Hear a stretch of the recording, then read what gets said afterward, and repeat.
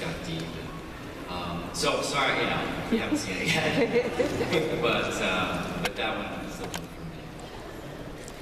I've got a kind of similar answer in a way. I've got some stuff coming in a similar vein, but if I was to pick, I've had so many kind of deep emotional routes that he's gone through, but I do remember when Bill returns as a vampire to his human house and finds his son has died of smallpox, and his wife is there, and my son was probably 10 at the time, which was kind of the same age as the kid, and he was in London, and I was doing that scene, and Bridget, our makeup artist, who's been with us since the beginning, her son Strider was in the box. And I'm pretty close to Strider, and so that was really intense. And then Lorena makes Bill tell his wife that to forget him, and so he glamours her into forgetting him and what existed between them. And Bill's had to do that a couple of times, and those glamoring sequences with Anna as well, they're really intense, because you're basically forgiving somebody, you're letting them go, but you're also letting go of part of yourself. You're telling that person that you didn't exist in a way, and they're really emotional to play. Rutina having her head blown off was, pretty high up in the list too. I think one of the kind of, convenient things about really loving your co-workers on a show with a lot is that when they kill off people you love, it's not very hard to, feel actual sort of grief and pain, and, having someone who I love as dearly as I love Rutina bleeding out in my lap was damn emotional. And, obviously, because that's where the season ends, and we don't know at that point exactly how it's going to turn out. And that was a pretty big one. Next question. My question is for the entire cast. First of all, I want to say you guys have been my summer family, and you guys, thank you for all of the amazing acting for all of these seasons. You guys are all just so great. But my question is, what all of your favorite seasons? Favorite season for me is this one.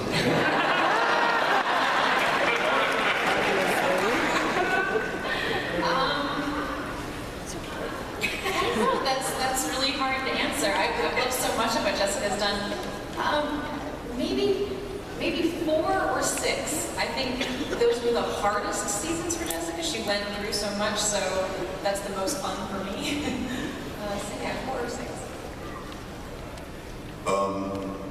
This is my favorite season. That's so hard. I guess I have a real fondness for season 1, just because, we were all so new, the world was new, we were trying to, we were all exploring it and finding it and discovering it. So I'm fond of that one, but I guess 6 probably was my favorite as an actor. This season for me, for sure. There's a close tie between this season and last season, because I got to kill a woman with a high heel last season, and that was so much fun to do. This was for the actors. I'm not doing this.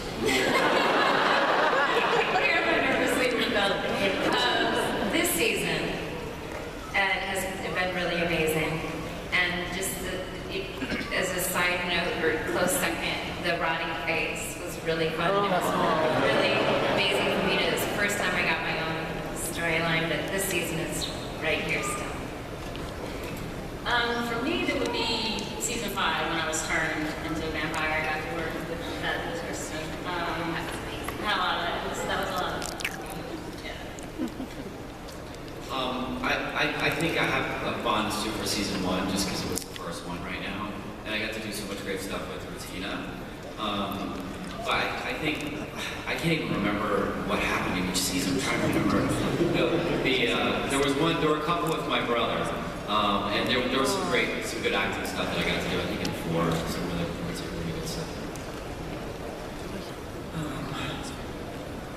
I think season 1 just holds so many memories for us. Me getting to meet this one, obviously,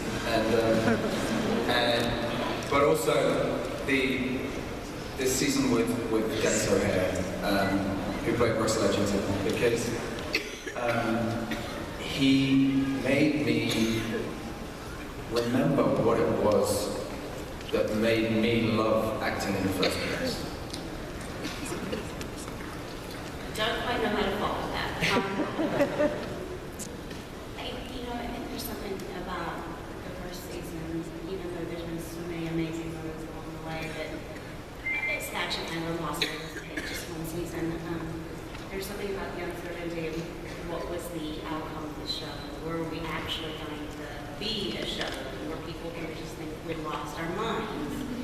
And people are going to get, fired from HBO.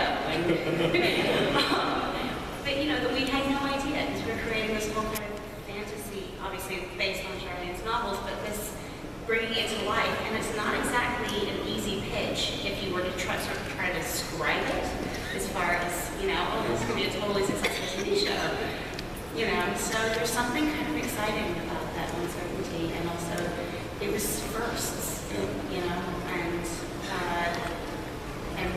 sort of us all falling in love with each other. Families. That's a good question. Our next question. My question is for Anna Paquin. The writers have had Sookie with a number of different people now through the years. But if you got to pick from any character that had ever been on the series, who would you pick and why for Sookie to end up with? Arlene. Pam has the best clothes. Maybe we could share. Yeah, we could share clothes.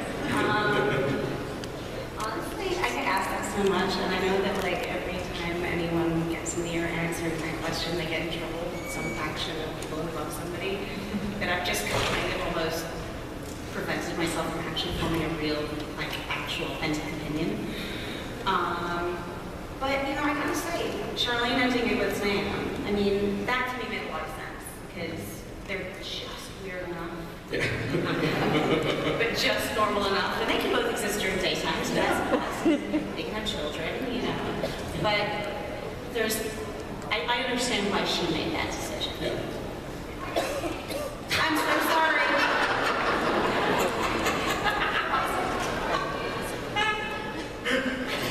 See, and that's exactly why I keep my damn I'm never going to do a rewrite. Kidding. We've all changed our hair. Kidding. I was going to say, I thought we were doing no more pieces. Yeah, we could do an 8th season, but everybody changed their hair, so we're fucked. I waited. And then I did. We have time for one more yes. Hello, I just want to tell you guys I love you guys very much, and I'm very sad to see you go. And by the way, happy belated birthday, Anna. I just had a question for the writing. It seems as though the death of Tara and Alcide this season was super short and didn't really give us a lot of time to mourn, compared to when Tara got shot in the head. It was really emotional. Is there a reason behind that? Especially the fact that her mother keeps seeing her, and having these visions and stuff? Well, I think that is mourning, right? Truthfully, when people die in your life, you don't always see it coming. It doesn't always happen after you've just taken out, 40 bad guys. And so, I don't mean to be defensive, especially on the last question, but I kind of feel like we are honoring those characters. I think that's what the episode that was on this past weekend was about. And, you don't get to mourn before you know what's going to happen. So, that would be my answer for why we chose to deal with it the way we dealt with it. This season is about the love that all these people share with each other. I think it's really really touching, and just because we're not going in the order that you would imagine it would have gone in, I think we've really sort of given these people their due. That being said,